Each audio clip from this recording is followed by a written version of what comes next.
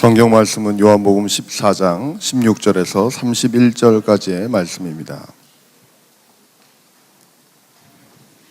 내가 아버지께 구하겠으니 그가 또 다른 보혜사를 너희에게 주사 영원토록 너희와 함께 있게 하리니 그는 진리의 영이라. 세상은 그를 능히 받지 못하나니 이는 그를 보지도 못하고 알지도 못함이라. 그러나 너희는 그를 아나니 그는 너희와 함께 거하시며 또 너희 속에 계시겠습니다. 내가 너희를 고아와 같이 버려두지 아니하고 너희에게로 오리라. 조금 있으면 세상은 다시 나를 보지 못할 것이로되 너희는 나를 보리니 이는 내가 살아있고 너희도 살아있겠습니다. 그 날에는 내가 아버지 안에 너희가 내 안에 내가 너희 안에 있는 것을 너희가 알리라. 나의 계명을 지키는 자라야 나를 사랑하는 자니 나를 사랑하는 자는 내 아버지께 사랑을 받을 것이요 나도 그를 사랑하여 그에게 나를 나타내리라. 가룟 아닌 유다가 이르되 주여 어찌하여 자기를 우리에게는 나타내시고 세상에는 아니하려 하시나이까. 예수께서 대답하여 이르시되 사람이 나를 사랑하면 내 말을 지키리니 내 아버지께서 그를 사랑하실 것이요 우리가 그에게 가서 거처를 그와 함께 하리라. 나를 사랑하지 아니하는 자는 내 말을 지키지 아니하나니 너희가 듣는 말은 내 말이 아니요 나를 보내신 아버지의 말씀이니라. 내가 아직 너희와 함께 있어서 이 말을 너희에게 하였거니와 보혜사 곧 아버지께서 내 이름으로 보내실 성령 그가 너희에게 모든 것을 가르치고 내가 너희에게 말한 모든 것을 생각나게 하리라. 평안을 너희에게 끼치노니 곧 나의 평안을 너희에게 주노라. 내가 너희에게 주는 것은 세상이 주는 것과 같지 아니하니라. 너희는 마음에 근심하지도 말고 두려워하지도 말라. 내가 갔다가 너희에게로 온다 하는 말을 너희가 들었나니 나를 사랑하였더라면 내가 아버지께로 감을 기뻐하였으리라. 아버지는 나보다 크심이라. 이제 일이 일어나기 전에 너희에게 말한 것은 일이 일어날 때에 너희로 믿게 하려 함이라. 이후에는 내가 너희와 말을 많이 하지 아니하리니 이 세상에 임금이 오겠습니다. 그러나 그는 내게 관계할 것이 없으니 오직 내가 아버지를 사랑하는 것과 아버지께서 명하신 대로 행하는 것을 세상이 알게 하려 함이로라. 일어나라 여기를 떠나자 하시니라. 아멘.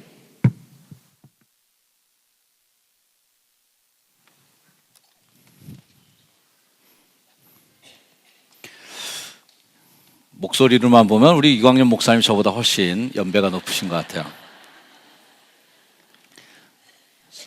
성경 봉독 잘 해주셔서 감사합니다.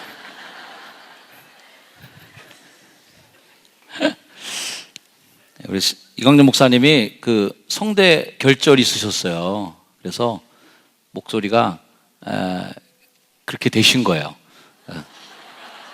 목사님도 제가 그 얘기 듣고 제가 마음이 좀 아팠어요. 목사님 노래도 잘하시고 기타도 잘 치시고 그러시는데 항상 이제 음조가 좀 낮고 그래서 본인이 또 그거에 대한 또 스트레스가 좀 있으세요.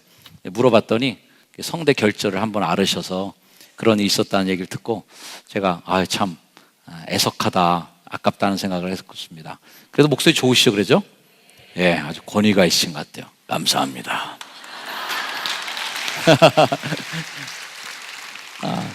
성경 봉독하고 박수 받는 분은 이광년 목사님밖에 없으신 거예요. 설교에도 박수 치는 분이 없어요. 저한테는 늦었어요 이제. 감사합니다. 6월의 첫째 주일입니다. 자, 행복한 날입니다. 저로서는 굉장히 바쁜 날이기는 해요. 주일날인데 월삭 새벽기도에 또 예배가 계속 있는데요. 그래도 6월 첫째 주일날 그렇게 첫날을 예배하면서 보낼 수 있다는 게 참 행복합니다. 여러분 6월 한 달 동안도 주님 안에 은혜를 누리는 축복의 한 달이 되길 주의로 축원합니다. 다음 주일이 성령 강림절입니다. 제가 찬양하기 전에도 말씀드린 것처럼 강해 설교를 하는 데 있어서 성경 본문이 엉뚱하게 오면 참 곤란한데 이렇게 딱딱 맞을 때는 저도 소름이 끼칠 정도로 참 하나님께서 실수가 없으신 분이다 라는 생각을 하게 됩니다. 다음 주일이 성령 강림절을 맞이하면서 오늘 성령에 관계된 말씀이 딱 온 거예요. 할렐루야, 감사합니다. 예수님께서는 이 다락방 강화 또는 다락방 설교라고 불리우는 이 마지막 설교를 통해서 제자들에게 유언과 같은 설교를 하셨어요. 이 다락방 설교의 첫 번째 요지는 1절 말씀처럼 너희는 마음에 근심하지 말라. 하나님을 믿으니 또 나를 믿으라. 이 말씀은 이미 지난 주일날 설교 말씀을 통해 나눴습니다. 그리고 나는 길이요 진리요 생명이다. 나로 말미암지 않고는 아버지께로 올 자가 없다라는 말씀을 하시면서 그 가는 길, 아버지께로 가는 길을 보여주셨습니다. 이제 주님은 곧 돌아가실 것을 아시고 죽는다는 것을 아시고 이 설교를 제자들에게 하는데, 죽는다는 것은 다 끝나는 겁니다. 죽으면 끝나는 거예요. 근데 예수님은 자신의 죽음을 아시면서 제자들에게 아주 희망적인 얘기를 하나 하십니다. 그게 오늘 설교 말씀이에요. 요한복음 14장 12절 말씀, 내가 진실로 진실로 너에게 이르노니 나를 믿는 자는 내가 하는 일을 그도 할 것이고요, 또한 그보다 큰 일도 하리니. 할렐루야. 이렇게 좀 큰 일 이런 거 나올 때는 아멘 좀 세게 하세요. 큰 일 하기 싫으세요? 자, 다시 한번. 나보다 그보다 큰 일도 하리니 내가 아버지께로 감이라. 여러분들이 큰 일을 하게 될 텐데 그 이유는 내가 아버지께로 가기 때문이라는 거야. 이쪽이 이제 천국인데 천국에 미리 와 계신 분들이 많이 계세요. 아버지께로 감이라. 이쪽 편에 천국에 계신 우리 성가대원분들 감사합니다. 미리 가 계신 것 같아요, 여러분들은. 그렇다고 오늘 저녁에 가지 마세요. 네, 쉽게 가시면 안 됩니다. 예수님이 하셨던 일보다 그보다 더 큰 일이 뭔가 말이에요. 게다가 그 큰 일을 할 수 있는 이유는 내가 너희를 떠나가기 때문에 그렇다는 거예요. 참 수수께끼 같은 말씀인데요, 이 말씀을 제자들이 언제 깨닫냐면 예수님이 승천하시고 나서 오순절 성령 강림 사건이 있은 이후에 이게 이 말씀이구나라는 걸 제자들이 비로소 깨닫는 것입니다. 왜 예수님이 아버지께로 가는 것, 즉 죽는 것이 유익한가? 그 예수님 우리랑 끝까지 좀 같이 있어갖고 우리랑 같이 좀 지냈으면 좋겠는데 왜 떠나는 것이 너에게 더 유익한 일인가? 그것은 바로 오늘 이 말씀이 답이 있는 겁니다. 그것은 또 다른 보혜사가 너희에게로 올 거라는 거예요. 요한복음 14장 16절, 내가 아버지께 구하겠으니, 아버지께 정말 구하는 게 있는데 그가 또 다른 보혜사를 너희에게 주사 영원토록 너희와 함께 있게 하는 그분이 오신다는 겁니다. 세상 사람들도 그분이 오신다는 말을 자주 요즘에 사용하는 것 같아요. 그분이 오셨습니다. 스포츠 선수가 뭔가 잘 되는 날, 그런 날은 그분이 오신 것 같다, 이런 얘기도 하고요. 뭔가 오늘따라 그냥 뭐가 착착착착 잘 들어맞아갖고 운이 막 트이면 그분이 오신 것 같다, 이런 얘기도 합니다. 근데 정말 우리에게 행복한 그분이 오시는 거예요. 또 다른 보혜사를 보내주시는. 이 보혜사라는 말의 뜻은요, 우리와 함께 계시는 분, 또는 우리를 도와주시는 분, 우리를 위해 대언해 주시는 분, 우리를 위로해 주시는 분, 여러 가지 뜻을 갖고 있습니다. 영어식으로 표현하자면은 카운셀러. 이 정도는 다 아시죠, 이 단어? 카운셀러. 내가 마음에 고민이 있어서 어디 좀 상담할 데 없을까? 그럴 때 카운셀링 해주시는 분, 상담해 주시는 분, 내 고민과 내 아픔을 좀 털어놓고 얘기할 수 있는 그런 분. 보혜사라는 말을 어려운 말이 아니라 카운셀러라고 표현하기도 하고, 때로는 또 헬퍼, 도와주는 분, 그냥 나를 옆에서 잘 도와주시는 그런 분, 컴포터, 이런 말은 바로 나를 위로해 주시는 분, 이런 뜻을 갖고 있어요. 이 보혜사라는 말은요, 헬라어 파라클레토스라는 말에서 유래했는데 변호사라는 말로 쓰였던 말입니다. 요한복음에만 등장한 아주 독특한 단어인데요, 보혜사라는 한자 문자 그대로의 뜻은 보활보, 그 다음에 은혜자, 그래서 보호해주고 은혜를 베풀고 사랑해주는 선생사, 스승사자를 쓰고 있어요. 보호해주고 사랑해주는 선생님, 누구를? 제자를, 우리를 그렇게 해주신다는 겁니다. 제가 보혜사라는 말을 인터넷에서 검색해 보니까 절 이름이 굉장히 많이 나오더라고요. 절 이름 중에도 보혜사가 상당히 많더라고요. 굉장히 은혜로운 절이라는 생각이 들었습니다. 자신이 보혜사라고 외치는 사람들이 또 많습니다. 왜? 또 다른 보혜사를 너에게 보내사, 이렇게 얘기하니까 또 다른 보혜사를 보내준다는 말에 자신이 재림주라고 생각하고 착각하는 이들이 나를 보혜사라고 얘기합니다. 이만희가 지은 책에도 보니까 이만희 지은 책에 저자가 누구냐면 보혜사, 이렇게 돼 있더라고요. 지멋대로 보혜사라고 자기가 이름을 붙여요. 근데 그렇게 올 사람이 보혜사가 아니에요. 성경 말씀은 오늘 얘기해 주시죠. 성령님의 이름이 보혜사다는 겁니다. 지가 보혜사라고 외쳐야 보혜사가 될 수 없어요. 또 다른 보혜사, 그분은 바로 성령님이 오신 겁니다. 할렐루야. 요한일서 2장 1절 말씀, 보혜사의 주 임무에 대해서 얘기해 주는데요. 나의 자녀들아, 내가 이것을 너에게 쓰면 너희로 죄를 범하지 않게 하렵니다. 얘들아, 너희는 죄를 범하면 안 돼. 죄 지면 안 돼. 그런데 그럼에도 불구하고 죄를 지면 어떡할 거야? 그때에는 누가 죄를 범하여도 아버지 앞에서 우리에게 대언자가 있으니 곧 의로우신 예수 그리스도시라. 인간이 맞닥뜨릴 수 있는 가장 존재 위기는 뭐냐면 죄라는 겁니다. 모든 인간이 죄를 범하여서 하나님의 영광에 이르지 못해요. 죄를 이길 수 없었어요. 그러면 죄를 지으면 뭐가 있어야 돼요? 심판을 받아야 돼요. 징계를 받아야 돼요. 형벌을 받아야 돼요. 그래서 재판정에 나가야 되는데 재판정에 나가니까 나를 위해서 변호해 줄 사람이 필요한 거예요. 여러분, 재판받은 분이 많이 없으시겠지만 만약에 어디 가서 재판받을 때 변호해 줄 사람이 없으면 어떡하겠어요? 내 법도 모르지, 말주변도 없지. 그런데 덜러덩 혼자 가갖고선 검사가 요목조목 해갖고 너는 어떤 죄를 졌고 너는 이런 벌을 받아야 되고 이런 얘기를 하는데 그냥 거기서 말도 못하고 어버버버 하다가 그 죄를 다 받으면 어떻게 하겠어요? 그때 우리에게 변호사가 있는 거죠.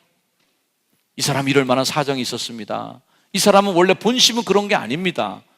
라고 하는 말로 나를 진심으로 대변해주고 대언해주는 그 사람, 그분이 바로 보혜사, 성령님이 하시는 일이라는 거예요. 따라합시다. 신앙생활 하면서 변호사가 없이 어찌 죄와 맞닥뜨리겠는가? 죄와 딱 맞닥뜨렸을 때 나를 변호해 줄 리가 없으면 당하는 겁니다. 그래서 우리는 정죄하게 되고 나를 막 저주하게 되고 나의 죄에 대해서 막 슬퍼하게 되고 나 자신의 자존감을 막 무너뜨리게 되고 그러면서 나 자신을 그렇게 비하시키는 열등감과 우울함에 사로잡히는 거예요. 그런데 거기에 대언자가 있는 거예요. 원래 그렇지 않아요. 할 수 있는 사람이에요. 이 사람은 무죄예요 라고 얘기해 주는 그분, 바로 존재 위기 앞에 섰을 때 내게 유리한 증언을 해주는 변호사, 보혜사를 보내주시겠다는 겁니다. 그러니 예수님이 가시는 것이 훨씬 더 우리에게 유익하다는 거죠. 옆에 분에게 한번 물어보세요. 그런데도 성령님이 필요 없습니까? 그런데도 성령님 없이 신앙생활 하시겠습니까, 여러분? 우리가 기도할 때 기도를 어떻게 마무리 짓습니까? 모든 기도하시는 분들마다 예수님의 이름으로 기도합니다. 아멘. 이렇게 기도합니다. 우리 주일학교 어린이들도 그거 정도는 잘 하죠. 자, 여러분들도 한번 다 같이 한번 보겠습니다. 시작. 예수님의 이름으로 기도합니다. 아멘. 제가 누구를 만나러 가는데 제가 만날 수 없는 높은 분을 만날 때가 있습니다. 그럴 땐 제가 어떻게 해야 되냐면 추천서를 가져가야 됩니다. 정현수 왔는데 문 열어주십시오 라고 하면 안 돼요. 아무개의 소개로 온 정현수인데 만날 약속을 하고 왔습니다. 그러면 나를 보아서는 만날 수 없는 사람이지만 추천하신 분의 이름을 듣고 문을 열어주는 사람이 있는 거죠. 우리가 기도를 아무리 멋지게 잘해도, 아무리 청산유수처럼 기도해도 하나님께서 죄인의 기도를 어떻게 들으시겠어요? 죄가 많은 우리들의 기도에 어떻게 응답하시겠어요? 하나님과 우리 사이에 건널 수 없는 죄의 강이 있는데 어떻게 그걸 넘어갈 수 있겠어요? 하지만 우리 비록 죄 지은 우리 인간일지라도 내 이름으로는 기도할 수 없지만 예수 그리스도의 이름으로 기도할 때에 그 기도가 하나님께로 상달되는 기도가 되는 줄로 믿습니다. 이게 도움을 주는 게 보혜사 성령님의 일이에요.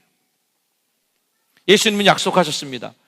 너희가 내 이름으로 무엇을 구하든지 내가 행하리니 이는 아버지로 하여금 아들로 말미암아 영광을 받으시게 하려 함이라.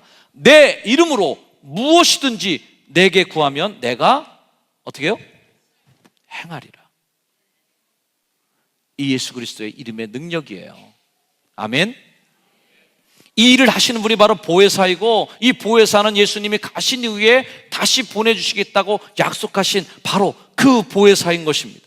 그러므로 주님은 예수님의 죽음, 예수님이 떠나시는 것으로 인해서 불안해하고 슬퍼하고 낭망해 있는 제자들에게 말씀하시는 것이죠. 내가 너희를 고아와 같이 버려두지 아니하고 너에게로 오리라. 아멘. 이 자리에 고아이신 분은 죄송합니다. 고아로 살아가는 것이 얼마나 고독하겠습니까?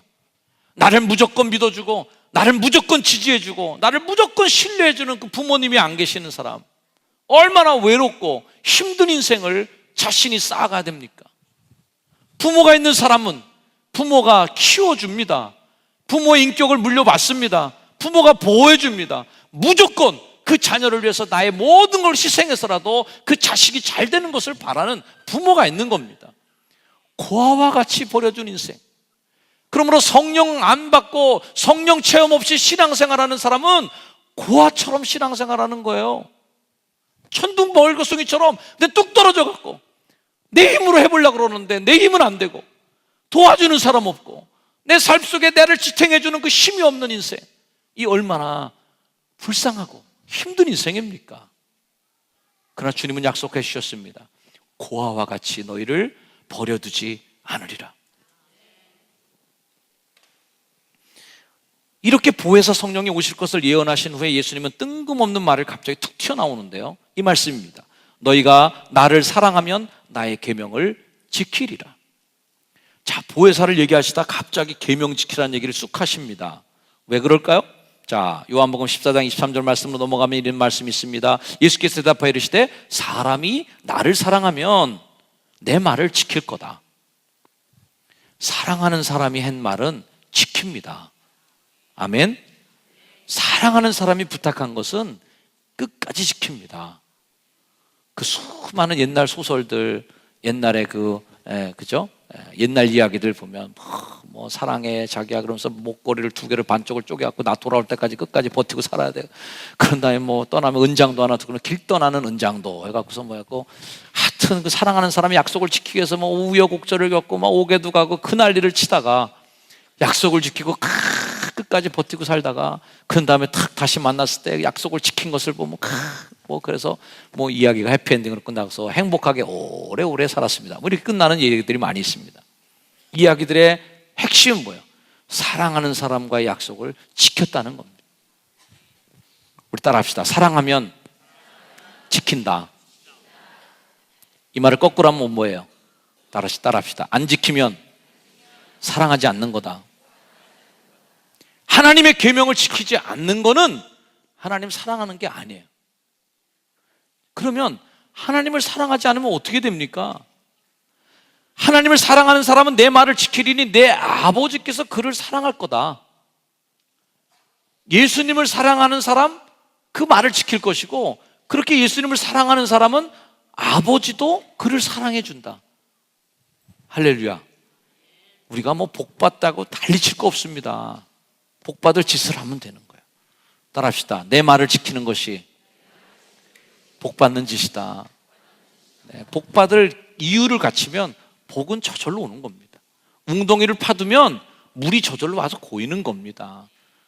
웅덩이가 아니라 이만큼 둔덕을 쌓아놓고 물 좀 고이게 해주시옵소서 그렇게 기도해봐야 물이 거기 고입니까? 땅을 파놔야 고이지. 복이 담길 만한 짓을 해야 보이죠. 내 말을 지키는 자는, 바로 그 말을 지키는 자는 하나님이 사랑해 주신다는 거예요. 하나님은 사랑하는 자에게 축복하시는 하나님이신 줄 믿습니다. 그런데 나를 사랑하지 않는 사람은 어때요? 내 말을 지키지 않아요. 너희가 듣는 말은 내 말이 아니라 나를 보내신 아버지의 말씀이다 그럽니다. 자, 그러므로 이 말씀이 그런 성령님 얘기랑 무슨 관계가 있는가? 이 말을 앞이랑 뒤랑 연결시켜보면 이 말이에요. 보혜사 성령님을 내 안에 모시기 위해서 우리가 해야 될 일이 있는데, 그것은 그분의 말을 지키는 겁니다. 아멘. 하나님의 말씀을 지켜 살지 않고 성령님이 내 안에 머물기를 기대할 수 없다는 거죠. 그분이 내게 머무는 것을 확인하는 시금석이 뭡니까? 그분의 말씀을 지켜 사는 거다. 여러분, 주님을 사랑하십니까? 그렇다면 그분의 말씀대로 살려고 몸부림쳐야 됩니다. 아멘. 그럴 때 성령의 능력, 성령의 역사가 내 삶에 나타나는 거죠. 요한복음 14장 21절 말씀 같이 한번 읽어봅니다. 시작. 나의 계명을 지키는 자라야 나를 사랑하는 자니 나를 사랑하는 자는 내 아버지께 사랑을 받을 것이요 나도 그를 사랑하여 그에게 나를 나타내리라. 자, 그에게 나를 나타내리라. 이게 뭐예요? 성령을 보내주겠다는 얘기입니다. 여러분, 성령 받는 거 어렵지 않아요. 쉽습니다. 어떻게 하면 돼요? 예수님을 사랑하는 마음을 갖는 겁니다. 사랑하는 거예요. 사랑하면 그분이 내게 와서 머물겠다는 것입니다. 나도 그를 사랑하여 그에게 나를 나타내리라. 주님의 성령이 여러분 삶 속에 나타나기를 주여로 축원합니다. 성령이 하는 일은 뭘까요? 성경 말씀을 빨리 정리해 볼게요. 요한복음 14장 26절 말씀, 보혜사 그분이 오시는데 그분 아버지께서 내 이름으로 보내실 성령이 그가 너에게 하는 일은 모든 것을 가르치는 일을 해요. 또한 너에게 말한 모든 것을 생각나게 하는 일을 해요.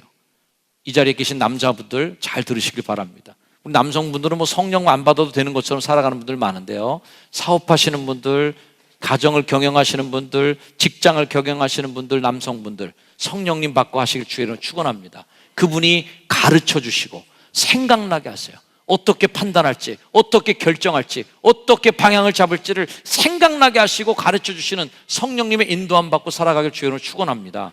성령 받은 결과는 또 뭡니까?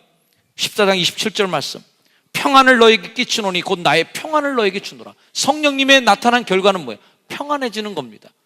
성령님이 떠난 증거는 뭐예요? 불안해지는 겁니다. 초조해지는 겁니다. 우울해지는 겁니다. 한숨이 나오는 거예요. 여호와의 성령이 떠난 사울왕이 악신이 지배하니까 스트레스가 받고 다윗이 나를 해치는 것 같고 창을 던지고 폭력적이 되고 자신의 울분을 터주랍니다. 성령이 떠난 사람의 모습이에요. 성령이 온 사람은 어떻습니까? 평안해져. 세상이 주는 것 같지 않은 그 평안. 그러므로 너희는 마음에 근심하지도 말고 두려워하지도 말아라. 근심과 두려움은 성령이 떠난 마음이에요. 성령이 들어오는 순간 근심과 두려움을 쫓아내는 것입니다. 아멘. 오늘날 많은 현대인들이 이것을 알아야 돼요. 우울함을 갖고 있는 사람들, 우울증에 시달리는 사람들, 근심 걱정에 찌들린 사람들, 성령님이 그분들에게 임하기를 주여서 축복합니다. 성령을 사모하십시오. 성령이 만병통치약이라고 제가 약장사처럼 얘기하지는 않겠어요. 하지만 여러분이 인생 속에서 겪고 있는 수많은 문제들의 답은 성령님이 답인 것입니다. 그분이 내 안에 계셔야 되는 거죠. 성령님을 만나십시오. 평안이 없는 인생들에게 제가 외치고 싶어요. 근심과 두려움에 사로잡혀 살아가는 인생들에게 제가 외치고 싶은 말, 고독에 짓눌려서 온 우주에 나 혼자밖에 없는 것처럼 내동댕이 친 것처럼 외롭게 살아가는 인생들에게 제가 외치고 싶은 말, 성령님을 만나십시오. 옆에 분에게 한번 축복해 주세요. 성령님을 만나십시오. 다시 한번 인사해 주세요. 너나 잘하세요. 여러분, 성령님 만나야 하잖아요. 아멘. 다음 주 금요일부터 성령을 기다리며 카타콤 기도회가 시작됩니다. 이 카타콤 기도회 별명을 제가 지은 것이 성령 대망 카타콤 기도회. 순간 잊어버릴 뻔했어요. 성령 대망 카타콤 기도회입니다. 이 대망이라는 말은 큰 대자가 아니에요. 기다릴 대자입니다. 기다리고 갈망하는 카타콤 기도회. 뭐를 기다려요? 성령을 기다리자는 거예요. 우리 따라합시다. 성령을 기다립니다. 성령을 기대합니다. 성령 받기를 위해 기도합니다. 이 강대상 위에 올라와서 우리가 카타콤 기도를 해온 지가 이제 전통이 꽤 오래됐어요. 다시 한번 기억을 상기시켜 드리면, 이 강대상 바닥은요, 이 마루를 깔기 전에 여기에 온 성도들이 성정 이 건축 때에 기도문을 썼던 이 기도문이 여기 가득히 있습니다. 혹시 여기다 기도문을 쓰고 싶은 분이 있으면 마루장 제가 뜯어드리고 쓰게 해드리고, 마루 까는 비용은 본인이 부담하시면 제가 마루를 다 뜯고 다시 기록하고 덮어드리겠습니다. 기도문이 겹쳐있는 이 자리, 기도의 자리, 강단의 자리에서 함께 기도할 수 있는 기회인 거예요. 우리 믿음의 선배들이 기도했던 것처럼 정말 가만히 떼기 위해서 무릎 꿇고 기도했던, 마룻장에서 밤이 새도록 기도했던 그 기도를 본받아서 좀 원색적으로 기도해 보자. 강대상 딱딱한 바닥에 무릎 꿇고 기도해 보고, 뭐 화려한 조명, 뭐 악기 이런 거 다 치우고 박수만 그냥 박수로 찬양하고 부르짖고 기도하자. 이게 카타콤 기도회입니다. 여러분, 성령님을 기대하시기를 주연을 축복합니다. 기도회에 참여하십시오. 성령 없이 어떻게 신앙생활 할 수 있겠는가? 고아처럼 신앙생활 하지 마십시오. 고아처럼 내 동댕이 친채로 살아가지 마십시오. 주님 우리에게 약속하셨습니다. 고아와 같이 너희를 버려두지 않겠다. 내가 네 아빠다. 내가 네 보호자다. 내가 너 보혜사야. 너를 도와주러 내가 올 거야.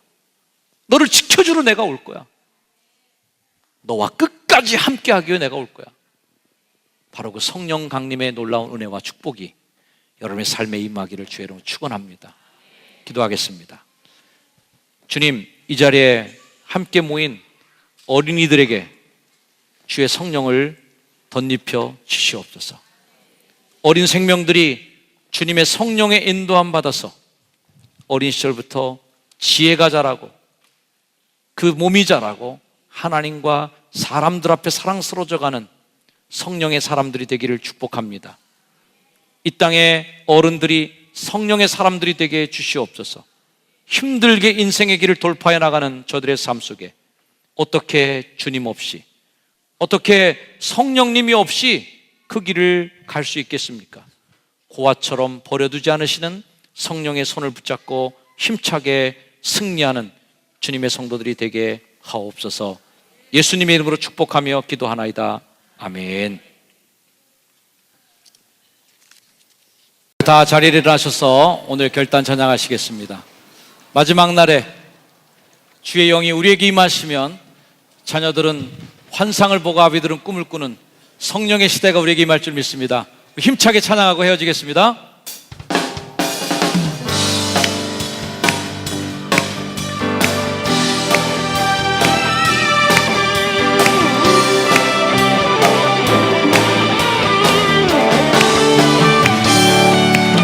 마지막 날에 내가 나의 영으로 모든 백성에게 다시 한번 마지막 날에 마지막 날에 내가 나의 영으로 모든 백성에게 부어주리라.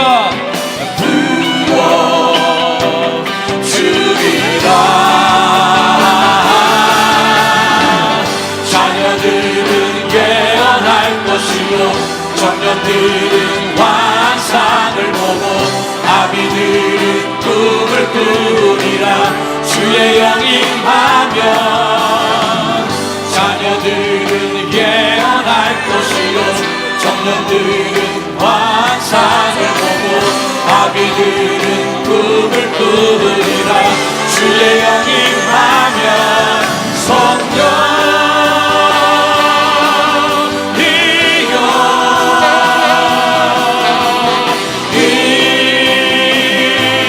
임하소서.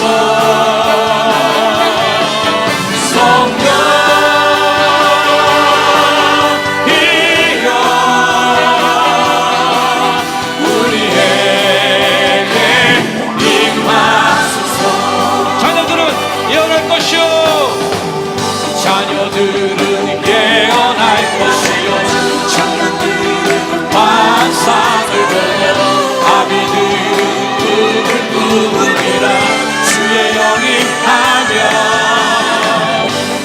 청년들은 예언할 것이요 청년들은 환상을 보고 아비들은 불을 끄느니라. 주의 영이 임하면